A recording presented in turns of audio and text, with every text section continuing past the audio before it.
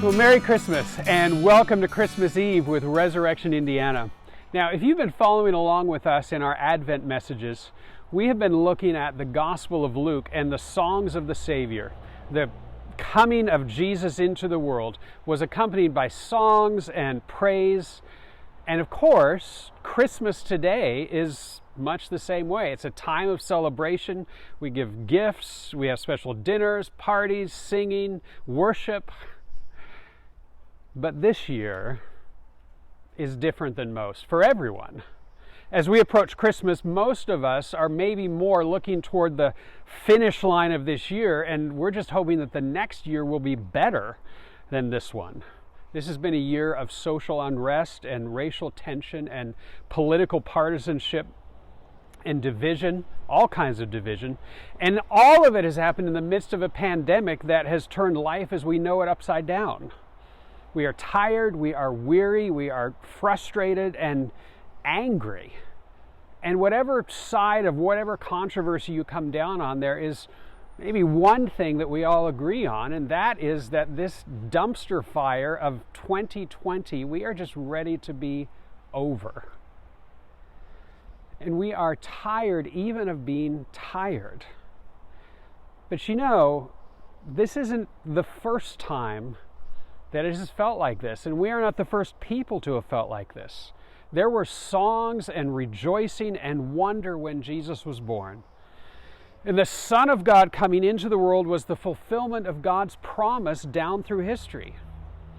But the promise wasn't just that Jesus would be born. The promise was that he would be a Savior, that he would give himself as a sacrifice for his people, that he would die in their place. Now, I talk a little bit more about that in those Advent messages.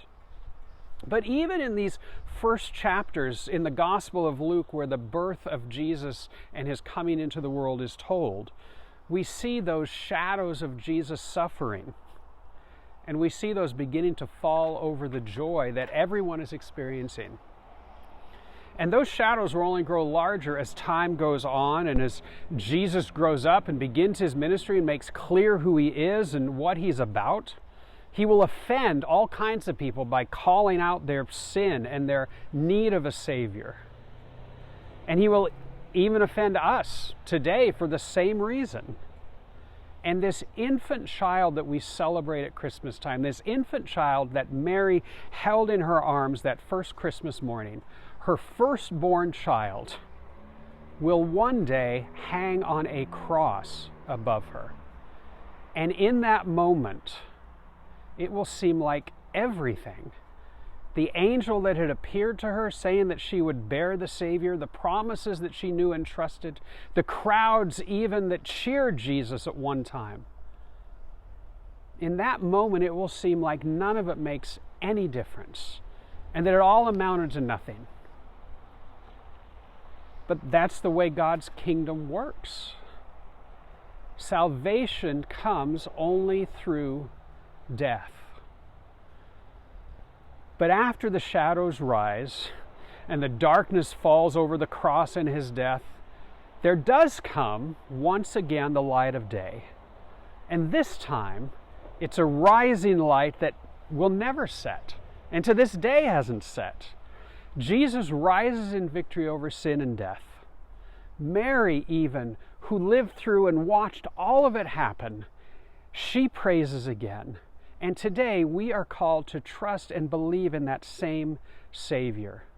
God sent his Son into the world as a sacrifice for you because he loves you. Think about that. God, the creator of the universe, would rather die than live without you. And so maybe we are celebrating Christmas this year in all sorts of ways and different from the way that we usually do. Maybe you are peaceful and excited even about this Christmas. Maybe more likely you are tired and weary and frazzled and frustrated and feeling like you are out of hope. You know, Jesus doesn't offer easy fixes or solutions to your problems. And it is true that God works all things together for his good, it's also the reality that some things are just hard. But what Jesus does offer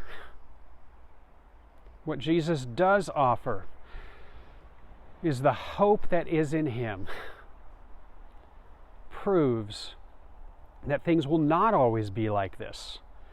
Jesus has promised to make all things new, and one day he will. And you need to know, in the midst of everything that's happening around us, that in this time, in this place, that he is a Savior who knows exactly what it is like to be in your place. He knows exactly what it is like to celebrate when you celebrate, and to mourn and to grieve even when you do. He celebrates with you and he grieves with you.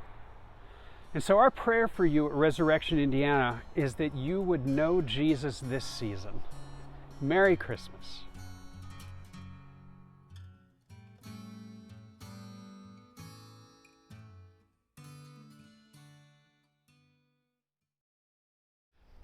I'm reporting to you live here at the... Totally kidding. I would have done it.